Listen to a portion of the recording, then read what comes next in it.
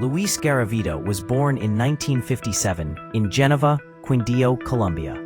Like so many serial killers, his early life was a tapestry woven with pain and abuse.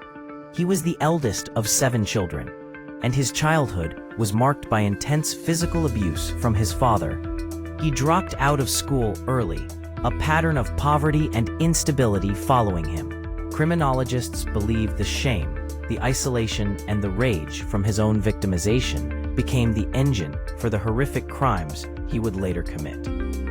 His early adulthood was a revolving door of petty crimes, homelessness, and manual labor, a drifter with no ties, no fixed identity, and a profound inner darkness. This lack of identity was crucial to his future reign of terror. It allowed him to move seamlessly between Colombia's 11 different departments, crossing borders into neighboring countries, always one step ahead of fragmented local police forces.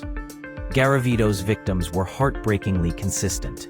Boys between the ages of 8 and 16, typically from impoverished backgrounds, often street vendors or homeless.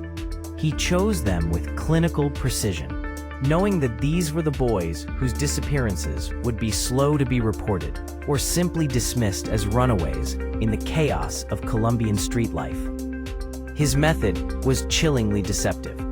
Garavito would use a variety of disguises to approach his prey, earning him the nickname El Cura, the priest, in some areas. The breakthrough, ironically, came after one of Garavito's few failed attempts. In April 1999, he was arrested in Villavicencio on suspicion of attempted assault against a street vendor's son. He gave police a false name, but a sharp officer connected his face to the sketch of a suspect in a prior, decades-old case.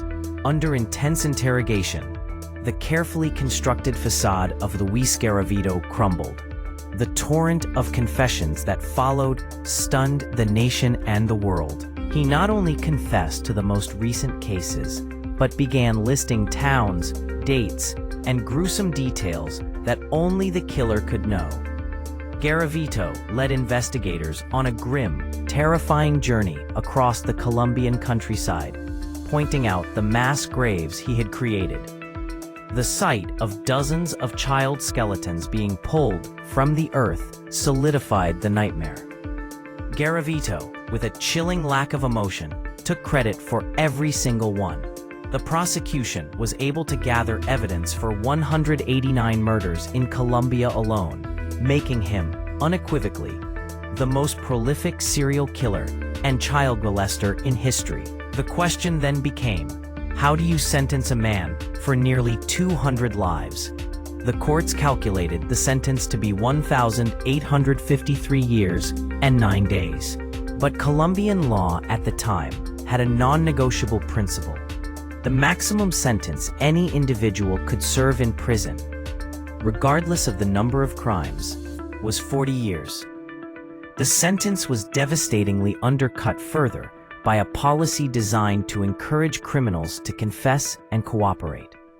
Because Garavito had confessed, allowing the bodies to be recovered and families to gain closure, he was granted a sentence reduction of up to 50%. In effect, a man sentenced to nearly 2 millennia for 189 murders was facing the possibility of parole after less than 20 years.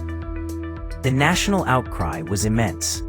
The families of the 189 victims felt betrayed, their grief magnified by the perception that their children's lives had been devalued by a judicial technicality.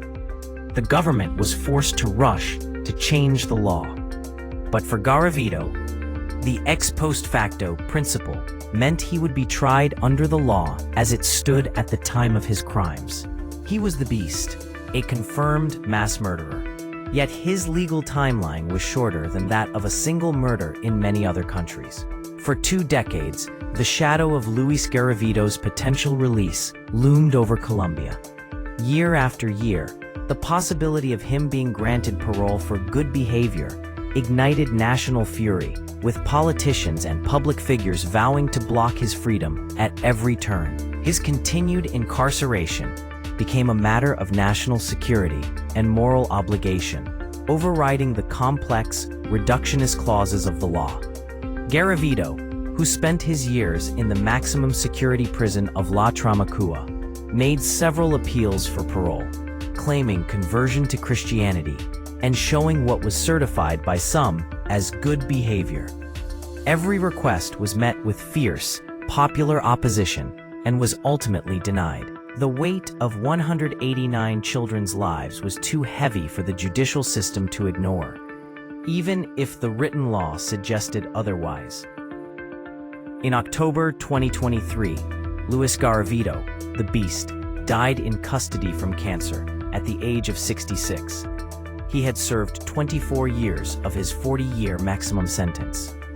For many of the victims' families, this was the only true certainty of justice they would ever receive, that he would never walk free again. And a judiciary's limitations. It is a tribute to the hundreds of lives tragically cut short, and a condemnation of the conditions that allowed one predator to operate on such a devastating scale. As we reflect on the case of the Beast, we are left with enduring, painful questions. First, Garavito intentionally targeted street children, the most vulnerable and often neglected members of society. Does the scale of his success expose a systemic societal failure to protect its poor and marginalized youth, allowing a killer to operate where law enforcement was least likely to look? Second, Garavito was sentenced to 1,853 years, but was capped at 40 years, with the chance of further reduction for cooperation. Where do you draw the line between a system that encourages confession and a system that offers perceived leniency to an absolute monster? And did the Colombian system strike the right balance? Finally, Luis Garavito died in prison, but many killers like him have walked free due to legal maximums. What legislative reforms, specifically regarding life sentences without parole, should nations adopt to ensure that a confirmed mass murderer never has the legal right to walk free again? We invite you to join the discussion. Please share your thoughts and reflections in the comments below. How do we ensure the lives of these victims were not lost in vain? Thank you for watching. Don't forget to like and subscribe to follow all of our deep dive documentaries. From background events